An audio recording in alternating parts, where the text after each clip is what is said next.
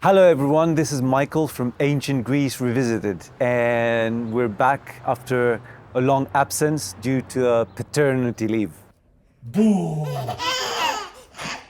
Which is the most valid of excuses. Now, this is another book review, just to warm things up, and perhaps whoever has been following us on Twitter under the handle On Tyranny might know that I've been reading an author called Alexis de Tocqueville and his great book called Democracy in America.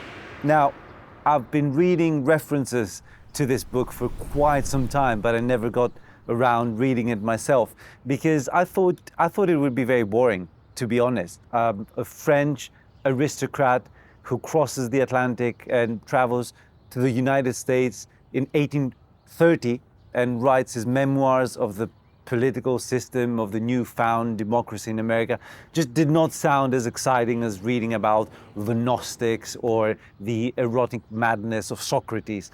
Yet I found a book that is truly worth reading and commenting, because Alexis de Tocqueville saw a lot of the problems, the strange problems that we are being faced today in the West, whoever believes that we live in strange times, and it's no secret that I am one of them, will find a friend in Alexis de Tocqueville. Now, de Tocqueville was, as I said, a French aristocrat who was born right after the French Revolution. So the revolution that toppled his class, overthrew the aristocracy. So he was already born after the end. Perhaps not everyone understood this in Europe, but he surely did. And he believed that now, as in the early 19th century, and for perhaps the remainder of human history, we live in democratic times. Democracy is here to stay. There's no point being nostalgic or trying to turn the clock around. Something fundamental, in other words, has changed in human consciousness. That is an important concept to bring about democracy. And because of that, he wanted to see democracy in its pure form, because he believed that in France, after the Great Revolution, there was a long transition period where there were still vestiges of the old aristocracy, the rising populace trying to reclaim their rights more and more. It was a time of turmoil. It was a time that gave birth to the Reign of Terror during the French Revolution, and to Napoleon and to the French Empire, a time of turmoil. So Alexis de Tocqueville wanted to see democracy in its pure form, in a nation that was not made equal, in his own words, but born equal right from the beginning. And that was, of course, the United States of America. So he travels there and he writes a memoir in 2 volumes called Democracy in America that has been quoted literally right, left and center, pun intended, politically, with different factions seeing different things in this book. They're still arguing whether this book is a praise or a criticism to democracy. In my opinion, there's both, but in my opinion, that's not what's important in this book. Starting from the very word democracy, what does Alexis de Tocqueville mean by democracy? It has little to do with voting, judging from the content of his books, or the proverbial power to the people. That's the etymology of democracy. He rarely talks about these things. He rather talks about the mind, the consciousness, the mindset of the democratic citizens, as if it was the ideas that changed first and the political system just followed as a natural consequence. And of course, here in Ancient Greece Revisited, we're very interested in ideas, and we are what some people have called philosophical supremacists. In other words, people who believe that philosophy, the way we think about the world, is the way the world is going to become in due time. When Tocqueville goes to America, he says this. He says, I have never seen an entire nation who are followers of a single philosopher. Yet the Americans, as a whole, are all followers of Descartes without having read him. which is an irony. But not quite, because we live in a world where ideas kind of seep through osmosis. We don't have to be taught Darwin's evolution in order to accept that we as a species have evolved from primates. We don't have to be taught the theories of Newton to accept that we live in a mechanical universe. We almost pick these ideas from thin air, so to speak. They surround us, they form the matrix in which we live in. So it's the different matrices, in a way, that Alexis de Tocqueville investigates in his book. The matrix that he investigates is our matrix, and it's not necessarily tied to democracy, but to modernity, to the applied Enlightenment, as it applied correctly to a nation that was born inside these ideas without having a history of anything different to these ideas. What follows is the investigation of what Tocqueville calls the mœurs in French, the morals, the mores of democratic citizens. And in that respect, he's very much like the ancient historians, or someone like Aristotle, who wrote the Constitution of the Athenians, or someone like Xenophon, who wrote the Constitution of the Spartans. In other words, he doesn't investigate the political system, but the mind that creates it, and how this mind applies to everything. Everything is different in a democracy, Tocqueville has us believe. Commerce, trade, religion is different. In chapter 7 of the second volume, he names the religion that is most fit to democratic ages, and that is what he calls pantheism. Pantheism in his time was the belief that, I think following Spinoza, that the creator, God, and his creation, the world, are one. And truly, the new age spirituality that was been sold so much, from yoga, meditation, Sadhguru to psychedelics, insists on this point, right? That everything is one, God is one, we are God, we are the world. And Tocqueville says that, perhaps it's not a reality or even an original insight, but the consequence of Descartes and the ideas of the Enlightenment, right? Historiography is different. I was reminded of this very famous author, Yuval Harari, who wrote a book called *Sapient*.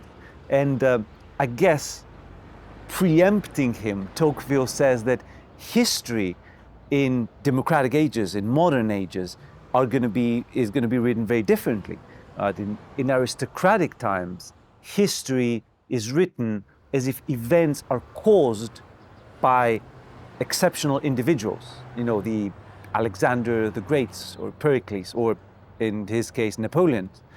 Well, in democratic times, our times, history is going to be presented as an accident, as a random occurrence of natural forces. Another book that I can't quote the title directly is something like Germs, Steel. It's very famous, and it kind of traces the history of mankind through these accidents, like viruses, very much in recent examples, viruses, changes in climate, earthquakes, whatever. Anything random, almost like humanity has no will, almost like humanity is being pushed and pulled by these primal forces, like some ants that we see on the ground. And Tocqueville says that this is going to be how history will be written. And he was right. And the examples I quoted are just two very brief examples. And then he concludes with a chapter that has been quoted a lot, but not in its full glory. And that has to do with where this whole thing leads, right? Democracy, the idea of freedom. Tocqueville makes us understand that there's something fundamental, there's something almost metaphysical about the idea of equality. It's almost like, as soon as we realize that matter is made out of self-identical pieces that we call molecules, societies had to be made by self-identical elements that we call citizens. In other words, the equality that was gained through the French Revolution was just a natural consequence of how modern man has come to see the world as equal, as made up of equal stuff, and could not help but promote this equality within his society. And what Tocqueville says, and it's quite telling of our times, is that he says, has a brilliant quote about equality and where this can lead. He says, the citizens, he says, of democratic societies love freedom, and they try to promote it wherever they find it, wherever they can. They want freedom in equality, but their true passion is equality itself. They want freedom and equality, but if they can't have both, they will take equality in slavery, right? And where this whole thing leads is a society that he calls a soft despotism. And this is perhaps where the criticism of democracy comes in. Now, what is this soft despotism? Tocqueville struggles to find the term. He insists that the words that we are used from ancient Greece, the categories of politics from Aristotle, tyranny, despotism, are not fit to describe what he sees for the future of humanity. And so he says, I'm going to paint an image for you, trying to express what I feel is going to happen. And I would like to quote this directly from the source.